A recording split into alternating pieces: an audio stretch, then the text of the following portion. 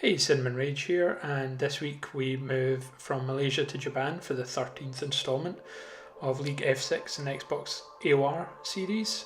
And as per last time, I'm just going to give you a rundown of how I drive a lap.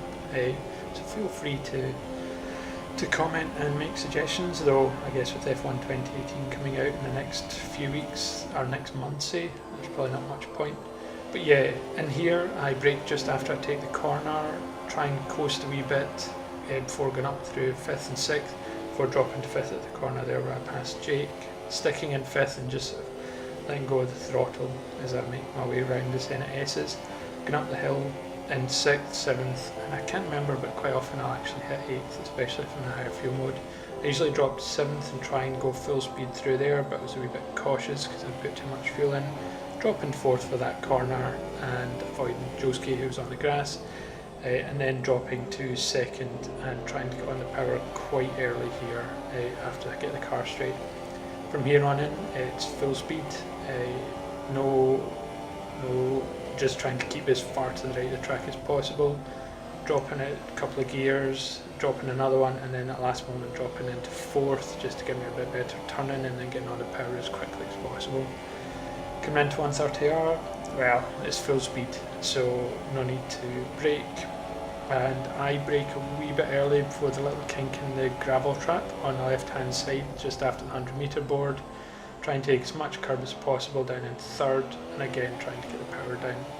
So it wasn't a bad lap, but I had gone in with my time trial setup, and usually when I select my time trial setup I'll then lower the fuel mix to about 3 laps of fuel, but time trial puts I think 5.5 in by default, 5 to 6, so as a wee bit overloaded. But here I tuck into the side to let past whoever's behind me, who's Evil Catmobile, and they just clobber. So it turns out I'd put a steward's inquiry in about it, but Evil Catmobile said that he'd gone through the first corner, looked at his delta, and when he looked back at the track he hadn't seen me and just hit. He survived it, but unfortunately I didn't, so I didn't get a second run in. So that was a 1:29.81, but to be honest, I had in fact done a 1:28 something in the qualifying session with Fawn and Josuke just before this, so really gutted not to get that second hot lap in. So and unfortunately the byproduct of this was that I ended up a bit out of position. Cat got a 5-place grid penalty for that, so that's why I'm in 3rd and not 4th, as you saw on the table just there. Not a wonderful start. Atul gets a good run, but you can see Bayfield and Atul clash, and it means Bayfield goes sideways, I have to brake and come off and just kind of struggling for traction on the curb, and I get clipped by Evil Catmobile. So again, as you can see coming round here, I don't know if Bayfield loses it and then trying to correct, he just seems to absolutely, it looks like that based on the angle of his front wheels, but he goes flying into Aksu. But the byproduct is I have to brake quite heavily, feeling quite chuffed with myself at this point for quick reactions and blocking it, but you can see I actually try and steer out the way as I see the red arrows come in, but Cat came through there so fast that I had nowhere to go, and as you'll see my tyres must have been 800 degrees. Just trying to put the power down, just couldn't do it. I ended up spinning a couple of times. So yeah, last place on a track where I really feel I should have got pole position if I'd been able to get a second lap. And you can see for the next series of corners, everything is just constant correction, because my tyres are just overheated so badly, and it takes till about the end of this clip before I jump on, before I actually start to get control back in my car. So 7 seconds down to Bayfield, and you can see Bayfield's probably at least the same again, so that's me 15 seconds off the pack at this point. But jumping to my teammate cam, you can see here Josuke, car kind of ghosting out there, not sure who that was, but he gets a much better, cleaner start. Like me, he tries to kind of keep to the edge, and there you can see me just about to disappear off in a wee pirouette, but he battles well at the start. He gets up into 7th place and has a much better start than I did. So I think that might have been, yeah, it was a Germo there at the side. He had another unfortunate race. I think he's had a couple of bad ones in a row, unfortunately for him. But cutting back to myself, really not a lot to be said at this point. I was just trying to fight my way back up. Come round to the end of the first lap, I had a wee bit of wing damage, but ultimately it looks like people had more damage than me, so they were all pitting for new. I decided I would just try and see. My initial goal was 10 laps on super softs, the remaining 17 on the softs, but the wing damage here, you can see I just keep drifting out a wee bit, so it affects me quite badly. Sort of the first corner. What actually happened as a byproduct to this is I keep actually running wide on certain corners like this, and I keep getting exceeded track limits on this damaged front wing, and that comes back to haunt me later on, to be honest. But yeah, jumping on a wee bit, we're now on lap 5, and I decided to come into the pits at this point and just go into mediums for the rest of the race. So that was the goal, was just see if I could push a set of mediums on until lap 27, which was always going to be a wee bit of a challenge, but it should be doable. So again, second race in a row, which is pretty great. I have no random hold-ups by my team of not getting out the wee kind of car lifting dolly or anything, though I did have to get a wing change, so that was a bit unfortunate. It did cost me some more time. So I'm coming out in 12th. As I say, it's now on to lap 6. I've got Evil Catmobile ahead of me, who I believe had an incident with somebody else. But I have to assume so, because he had jumped me at the start. So at this point, I'm just going to try and push as much as possible, and in fact I actually slightly over push it and just get more corner cutting warnings as I'm trying to make the time back up. As I do the overcorrection there, it just knocks me slightly wide, and that's a 3-second penalty. The other two haven't been done while I had the broken wing. So cutting on to lap 9 at this point, you can actually see there's a slow car in front, and it's Fawn, and honestly I do feel for the guy, even though I was obviously involved in a wee thing in Malaysia, but he just can't catch a break. I believe at this time Chris just was alongside him, and the arrow was essentially pointing perpendicular to his car, red, but he moved in and just put Fawn in a wall, so that was Fawn's race kind of round. And he also had a problem with his steering wheel where he couldn't get out a lean mix. The D-pad, or whatever the equivalent of steering wheel is, just didn't work, so that was him lean mix for the entire race, and you're not going to win it with that on. But here it's now up to lap 11, and I'm making my first proper overtake, not a pit overtake, not because somebody had damage.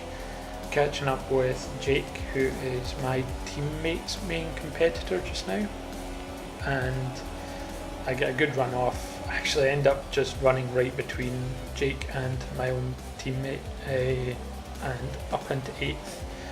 So as long as I can keep this, I should be good for points.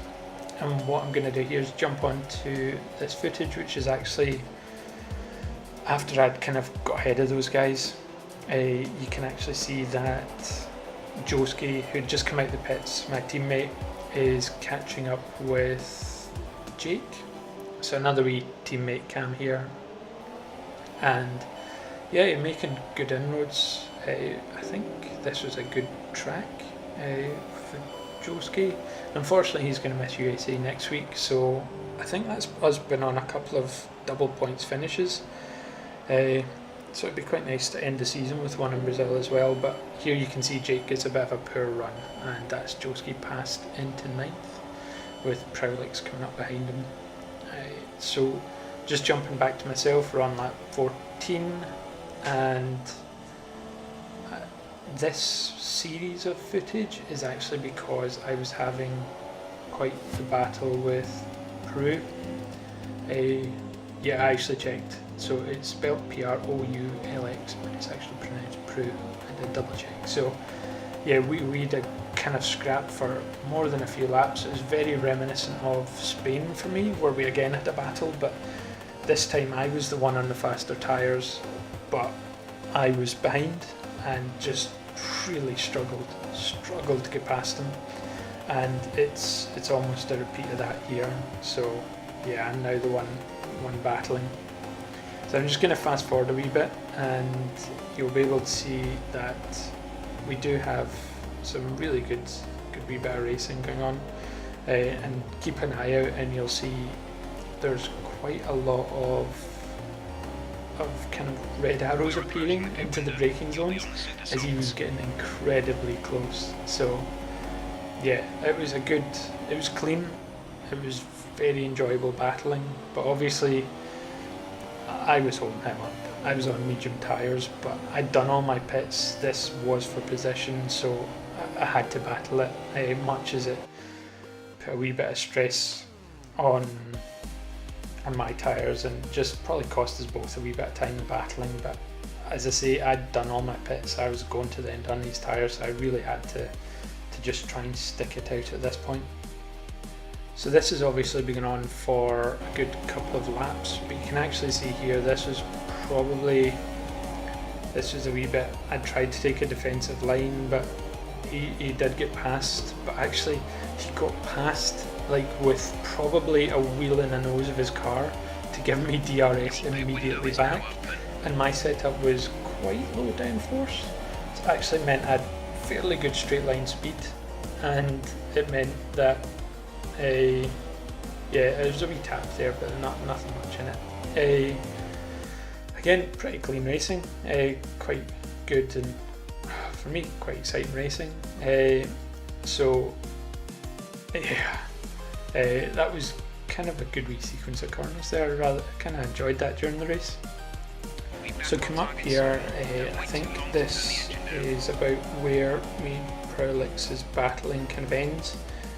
I think he said it just seemed like the game glitched a wee bit and he just sort of went into the side pod. As you can see, I mean, it just was one of those things, so it caused him a bit of a wee delay, so he dropped off me at this point and gave me a bit of leeway. And yeah, that was me in P5, in fact P4, as I go through that series of, there's more people pit, obviously doing the two-stop. The two-stop was never my idea. It was always to go super soft then soft. So again, cutting on to about lap 19, you can see another two people actually coming in to go onto the super softs, which puts me into second, which, considering after the first series of corners I was 15 seconds down with burned out tyres, with wind damage. So getting into second is pretty good, but as you can see, those behind me are actually going on to super softs, and JRT Simmons is just right behind me, but he does get a run on me here. But I'll be honest, I'm going to slow motion this because I just find this kind of driving just really poor, kind of slightly disrespectful. You can see I'm pretty much in the white line, giving him as much room as he needs, but he still just comes across and bashes me, and I assume it's done just so that I have a bad entry to the corner. But I don't like when people drive like that, where they try and push you. I'd given him utmost respect and moved myself right onto the white line to give him as much room as possible, yet he still feels the need to just try and push me that wee bit further. I just don't like that kind of racing. I do find it, as I say, slightly disrespectful. But anyway, at this point I now have Krish behind, who again, super soft tyres, way quicker, and I think my low downforce setup just seemed to stand me in quite good stead for the long straights, and I just tried to keep it clean. My tyres at this point were heading towards 70%, so I had to definitely be careful. And you can see here that there's this incident. Now this incident itself, Krish put in as a stewards inquiry, but as you can see, I never leave the racing line. I follow it. You can see the red arrow goes red here as he starts to go alongside, but then it goes white and moves back to more centrally and doesn't go red again till there's just no space. So I think he just braked later than me on newer tyres, thought there was a gap, and honestly there just wasn't. So he kind of locks up quite a bit there, and just behind me he spins, and in his steers inquiry said the reason he spun was just his tyres had overheated from the locking up. But actually it leads to a wee bit of footage from Prue, and I have to, I've just included it because the reactions here are quite something. Like just managing to A, avoid it, and then B, hold it in the grass is crazy good. Krish had stopped, he'd reversed onto the track and then gone into the start menu to record the incident we had, and in doing so his car decided to go back onto the racing line as he obviously see Prue was coming. So that was quite an impressive save from Prue. Dodge then save. So anyway, I came across the line third, but with a 3-second time penalty I dropped fourth. But again, fourth after all that, that's not too bad. So anyway, thanks for watching. If you enjoyed, like and subscribe, and I will catch you in USA next week.